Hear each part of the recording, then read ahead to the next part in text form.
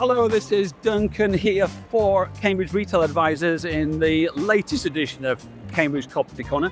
And I'm joined once again by Jim Thompson, the CFO of the Cavender family group. Welcome, Jim. And by Mike Powell, the practice lead in the Cambridge Retail Advisors focus on supply chain. Mike, thanks, Duncan.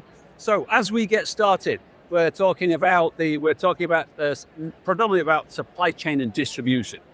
As we immerse ourselves into the subject, CFOs often have a tough decision to make about having to make big moves in the distribution and supply chain space. What are the signals that you get that tell you that you have to do something significant? Yeah, I think the two biggest signals. One is internally, are you having out of stocks? What's going on, in your warehouse if you have a warehouse? And then externally, what are your customers saying? Are you able to fulfill their needs? The stores, complaining as well. Those are the big signals. Right. That's the customer feedback that you're getting and that kind of thing. What kind of things can that be telling you in the customer feedback loop that you could have a problem? A couple of things. One, obviously, is time to fulfill. Yeah. If you're fulfilling an omni-channel order or something online, if it's if you have this broker orders out to your stores and things like that, and frequently then it's going to slow that whole process down. So how your time is. Order accuracy is another big thing on that. And then in the stores, a lot of it is timeliness from the vendors to ship into the stores, and then the amount of time and the number of orders, the volume of orders that they're getting all at once as well. Those are the big things. Yeah. Okay. What about from your perspective, Mike? Yeah, I would say that customers' expectations are rising all the time, and there's a lot of competitive pressure there to match Amazon or somebody with overnight delivery, same day delivery. So you've got to make sure that you're developing your distribution network so that you're keeping pace or exceeding those customers' expectations. Yeah. Okay. All right. So as we think about fulfillment and the fulfillment speed, that's obviously has to be balanced against the hit on the margin that you can take as a result of that speed. What's some of the things that you have to take into account there? The biggest thing is the freight factor for us, is that if, when you drop ship to your stores, again, you're only paying the freight one time, but on the other hand, you're paying at the highest cost because typically it's a parcel shipment as opposed to bringing things through a DC. Then you can consolidate orders. It's easier to manage that throughput then into the stores also. So the labor factor at the store goes down. Your freight factor probably doesn't change as much because you're paying freight into the DC and into the store. But again, if you're shipping in bulk, you're really helping out the stores a lot. And then likewise with the customers, you're not having to broker orders out to multiple shipping points. You find that varies across different product types and price points? Not so much on price points, but by product type and then where the vendor is sourcing their product from is that makes a big impact. Right. Okay. Mike, so how do you see that playing out in other areas? Yeah, obviously, if you're managing your supply chain in a way where you're delivering in large quantities to a distribution center and then feeding stores from there, clearly there's an opportunity, and that is replacing a direct store delivery network. There should be an opportunity to recover margin from the vendor, lower cost because they're delivering larger quantities to less points. But it's often quite difficult to actually materialize that. It's a big negotiation with the vendors to say, well, we think the gross margin should be 4% higher now. And it's a question of can you negotiate it? But in general, on this question, there's also the point about not pursuing speed at all costs.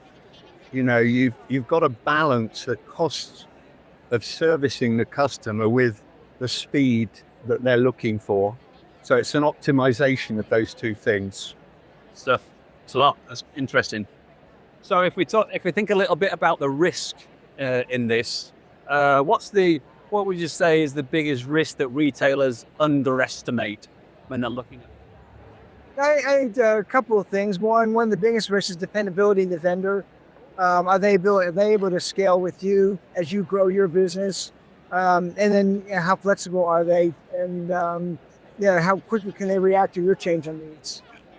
And from a Cavender's perspective, when you describe the expansion of stores, that's a sign of success, but can the vendors keep up? That's exactly right, especially if you're dealing with smaller mom and pop type vendors as well. That's a big thing. You got to really make sure that they know ahead of time what your plans are so they can scale accordingly.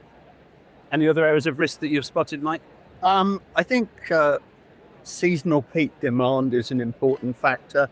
You can design a distribution network that copes with 48 weeks of the year, but then it's not much good if it falls over for the other 4 weeks. So you've got to make sure that you build in flexibility there and sufficient capacity, which may mean, bringing on stream additional resources for that period of time, or pre-planning to cope with the seasonal peak. But, it's obviously got to cope with all year round demand, not just the normal weeks of the year. Excellent. Okay, so one of the biggest decisions that you've got as a CFO of a successful company is coping with the expansion, and one of those areas is the decision that you have to make maybe in the short term between investing in DC capacity versus taking on third-party fulfillment. What's some of the thoughts you've got on that? Obviously, capital commitment's a big deal. So if you're new to the DC environment, a 3PL gives you the flexibility. It's going to be a higher cost, but it gives you a chance to really prove out the concept that it's going to work. You can identify where the wrinkles are and get those done before you actually embark on your own DC project. And the 3PL can ramp up a lot faster as well. If you're going to go in and do your own DC, you're talking about a much longer timeline just to get it set up. Yeah. So that's probably one of the biggest things. Sure. From your perspective, Mike, you must have seen quite a few of those decision makings. Yeah, I've seen networks that were largely owned by or operated by the retailer, and networks where they were almost completely outsourced to 3PLs. Obviously, if you're going with a 3PL, then built into their cost is on average, about a 12% management fee. So you've got to be saying, well, have I got the right trade-off here? Are they providing enough flexibility and capacity to justify that fee? Also, some retailers have a bit of an issue with not controlling the distribution network themselves. There's a bit of a worry about, well, am I happy for this third party to service my stores and my customers? So in some cases, it might be best to pilot an arrangement with a 3PL, say in a new territory where you may have opened up a few stores, just to see how the relationship goes and then build on that. So that can apply to new regions or new countries or that kind of thing. Is that what you were thinking of? Yeah. As Jim said, if Cavenders were opening a group of new stores in an area that wasn't in their heartland, then you might choose to service that by using a nationwide 3PL company. And then that would also allow you to gain experience of working with third parties. Thank you. So as we get towards the end of this, I'd like just for you to share maybe one thing that you'd want CFOs to bear in mind as they have to tackle these big decisions around their supply chain. Yeah, the biggest takeaway is, really clearly define what you're trying to accomplish. Yeah. It's not just a cost thing. It's not. And is it serving customers better? Is it serving your stores better? Is it handling growth? You really need ahead of time just to kind of really have a good, clearly defined set of goals that you want to accomplish. Yeah. Okay. Thanks for that. And Mike, closing comments? Yeah. I mean, make sure you're building a network that is delivering service at an affordable cost. Yeah. And make sure the network has sufficient flexibility to deal with peak demand and generally, meet customers' expectation as well as you can, but within affordable cost overall. Okay, that's great. Gentlemen, that's all we've got time for in this edition. I'd like to thank you both for your time and intel. And Thank you for having me. It was great.